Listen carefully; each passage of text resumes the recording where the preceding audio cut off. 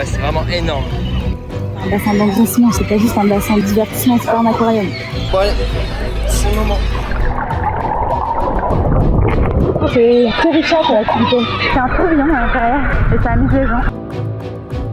Là en bas, ils proposent des dégustations de thon rouge, donc les thons avec lesquels on vient de nager. On peut les manger.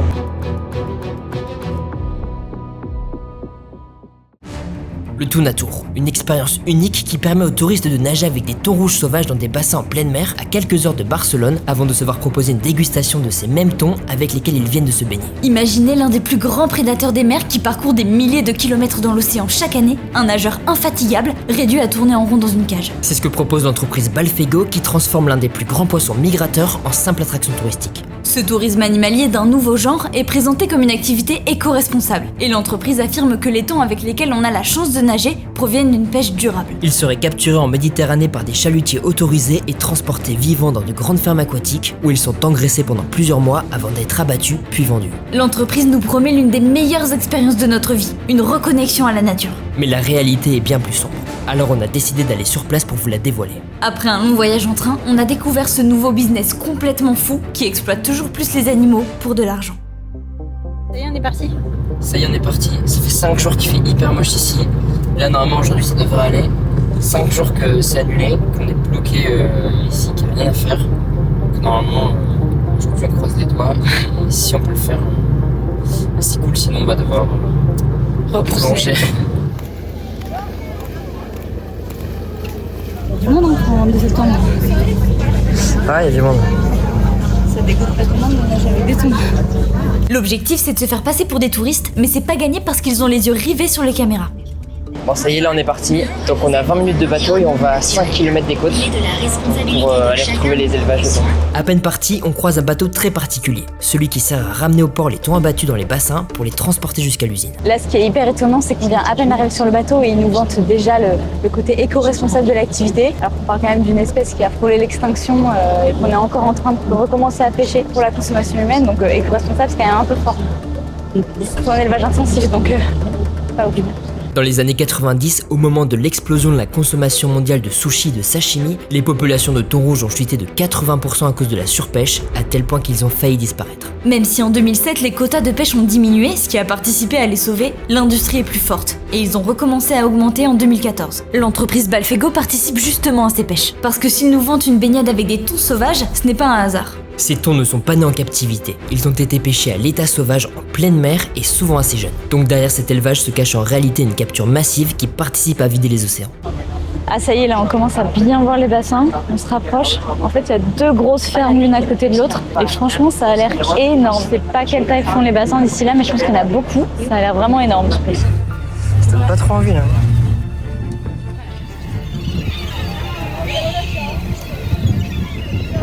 Ah ouais, c'est vraiment énorme.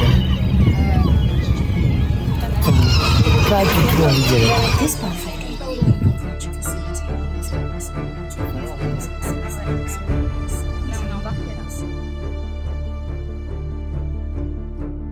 Bon, ça y est, on part nager? On est parti. Motivé? Non. Un peu peur?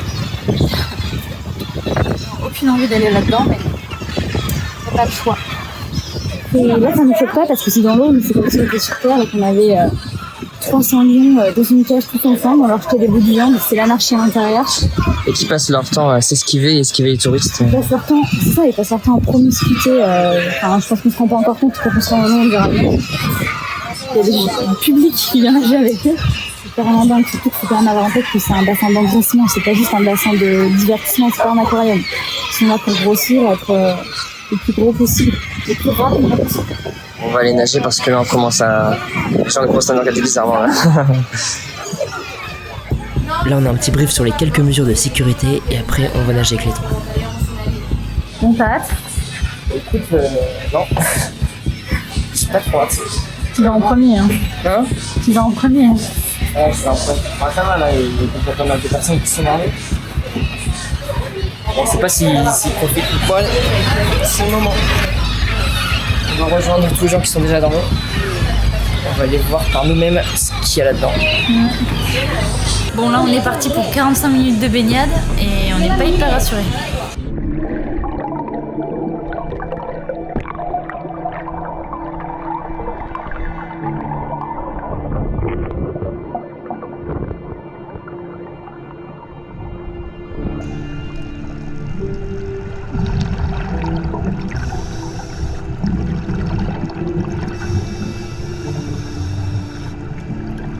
Ce bassin dépasse largement ce à quoi on s'attendait. Des centaines de thons entassés les uns sur les autres, qui nagent frénétiquement sans jamais trouver d'issue, évitant le contact avec les touristes qui, eux, s'amusent de leur situation.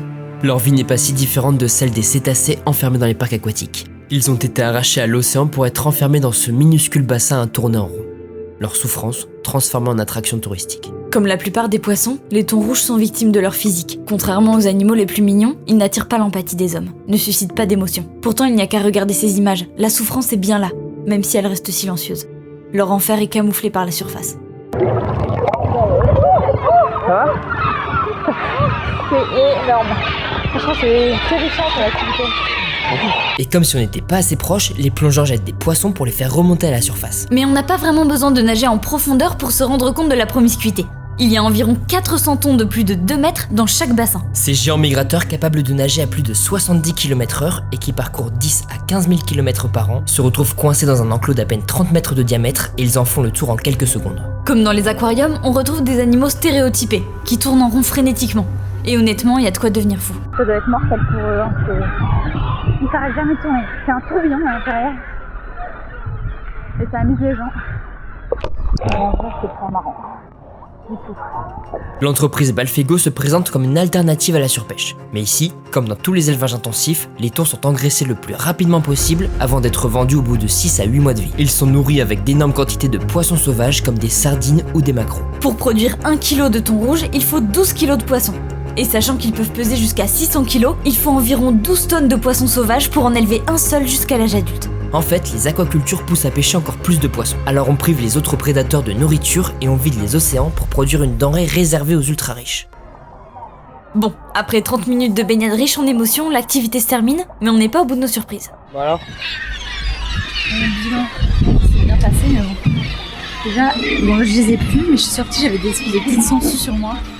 Je sais pas si c'est l'hygiène des bassins, tous les animaux. ah, c'est sale hein, les bassins sont hyper sales. Hein. Regarde, tu vois, il y a des bouées Dégueulasse. tracées. Hein. En fait, ça sent vraiment, ça sent le poisson pourri, littéralement. Ça sent le poisson pourri partout. Ouais. En plus, quand t'es dedans et qu'il y a toute l'agitation, tous les touristes, parce qu'on est vraiment les uns sur les autres. Ouais, clairement, on se fonce dedans. Les mouettes qui hurlent, parce qu'on se rend pas compte que quand on est dans l'eau, elles hurlent parce qu'ils mangent tous les poissons. Ça crie dans tous les sens. L'agitation dans l'eau, c'est un peu flippant. L'état général des bassins s'explique par une chose très simple, la surpopulation. Dans la nature, jamais de si grands prédateurs restent en permanence au même endroit à tourner en rond. À raison de 400 poissons par bassin, cette captivité rejette énormément d'excréments qui viennent recouvrir les fonds marins. On n'a pas de chiffres correspondant aux élevages de Balfego, mais selon l'agence norvégienne de l'environnement, une ferme piscicole comme celle-ci rejette autant d'excréments qu'une ville de 50 000 habitants. Mais il y a autre chose. L'entreprise affirme ne pas utiliser d'antibiotiques dans ses bassins. Pourtant, la promiscuité des poissons en captivité entraîne aussi la propagation des maladies, incitant les éleveurs à traiter les poissons aux antibiotiques et aux antifongiques pour éviter les épidémies qui pourraient leur faire perdre toute leur production. Et évidemment, ces produits contaminent directement l'océan. A l'inverse, si les poissons ne sont pas traités, les virus qui circulent se propagent sur les populations de poissons sauvages. Donc quoi qu'il en soit, ces élevages posent de gros problèmes sanitaires. Mais quand on pense à ce que rapporte le thon rouge et à ce qu'il coûte à produire, on a sérieusement du mal à croire qu'ils ne traitent pas du tout leur bassin et prennent le risque de tout perdre à la moindre maladie. On va passer à la partie la plus perverse, c'est la dégustation de thon rouge. Donc les thons avec lesquels on vient de nager, on peut les manger. Donc on va aller voir ça en bas. Bon, là tout le monde vient chercher sa petite barquette de thon et j'ai l'impression qu'on est les seuls à trouver ça bizarre. On nous a vendu une reconnexion avec la nature et ça finit avec les poissons dans une barquette en plastique. On nous vend cette image de connexion avec la nature, mais la vérité c'est qu'il s'agit uniquement d'une exploitation. Une exploitation d'animaux réduits à des attractions lucratives avant de finir en sashimi dans une assiette. C'est comme si on imaginait qu'on propose une activité touristique dans un élevage intensif de porcs. On irait emmener les touristes jouer avec les porcelets, dans les petites cages complètement insalubres. Et après, ils diraient ouais, tiens, je vais manger celui-là. Et après, petite dégustation. Donc non, c'est pas ce que eux prétendent être ce qu'ils appellent une activité éco-responsable. Alors là, c'est le compte de l'ironie. Sur le retour, on croise à nouveau le bateau destiné à pêcher les thons. Tous les jours, des dizaines de thons sont harponnés ou abattus avec un pistolet à projectile. Ces méthodes évitent la libération de toxines liées au stress qui pourraient détériorer la qualité de la chair. Les thons sont immédiatement envoyés à l'usine pour être vidés, traités et enfin expédiés dans les plus grands restaurants du monde. Bon donc là ça y est, là on arrive au port. En fait non seulement ils arrivent à gagner un maximum d'argent en faisant ces élevages de thon en pleine mer. Mais ils ont une autre idée pour faire encore plus d'argent, ramener les touristes donc là-bas, à 5 km des côtes, pour aller nager avec ces thons captifs. En fait, ils ont réussi à faire de cet enfer quelque chose de sympa. Donc là, on essaie de s'approcher de l'usine Balfego, là où sont emmenés les thons une fois qu'ils ont été tués, pour être ensuite transformés et envoyés dans les meilleurs restaurants du monde entier. Donc là, on commence justement à voir l'usine. Et on peut voir que c'est pas une petite usine, une entreprise familiale. Hein. Non. Ouais, donc on va essayer de s'approcher un peu plus près. Vu l'ampleur du complexe, Balfego doit avoir un véritable poids économique dans la région et fait certainement vivre beaucoup de monde. Mais cet argument économique ne peut pas justifier son impact sur l'environnement. Même le dimanche, ils ont l'air de travailler. Hein. On a demandé à l'entreprise si on pouvait visiter les locaux, mais bizarrement, on n'a jamais eu de réponse. Et on voit bien qu'il y a pas mal de caméras de surveillance. Hein. C'est un site qui est assez surveillé. Le commissariat est juste à côté. Donc voilà, on va pas trop s'attarder ici parce qu'il y a pas mal de monde. Balfego se vante d'être totalement transparent. Mais en réalité, ils ne font que berner les consommateurs. Ils se font passer pour une entreprise responsable, proposent une activité d'écotourisme, alors qu'ils maltraitent des animaux sauvages et participent à vider les océans. L'eau semble cacher la maltraitance de ces bassins, mais si cette activité avait lieu sur Terre, ce serait le scandale assuré. Les poissons ne crient pas, ne montrent pas de signes perceptibles de leur souffrance, alors c'est comme si tout ça n'existait pas. Pourtant, elle est réelle. Certains thons portent même la marque de leur tentative d'évasion sur leurs écailles, imprimée de la marque du filet qu'ils essaient de franchir. Pour reprendre notre exemple, c'est exactement comme si on jouait avec des porcelets dans un élevage intensif, et qu'on sélectionnait les plus gras pour les déguster ensuite. En 2024, on ne peut plus tolérer ce genre de pratique. En tant que consommateur, on ne peut plus fermer les yeux. Ah oui, et une dernière petite chose, si la vidéo t'a plu, n'hésite pas à t'abonner et à la partager. Et si tu veux encore plus nous aider, on a ouvert une cagnotte pour nous aider à financer ce genre de reportage sur le terrain. Le lien est dans la description.